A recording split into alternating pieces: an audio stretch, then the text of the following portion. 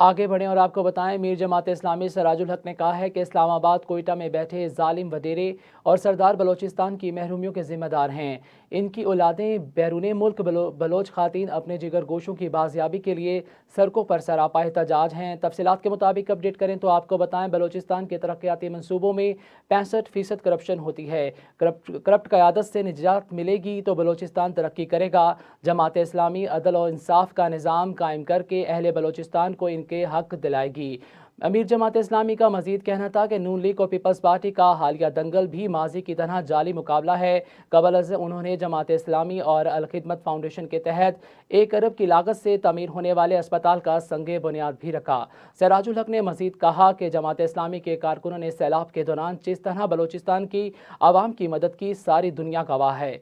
सराजुल हक ने कहा कि हुक्मरान अशरफिया को अपने खानदानों और औलादों के अलावा कुछ नजर नहीं आता। अमीर जमात ने मजीद कहा कि साबिक हुक्मरान पार्टियों के क़यादत में फ़लस्तीन में जुल्म के खिलाफ कोई एहतजाज नहीं किया।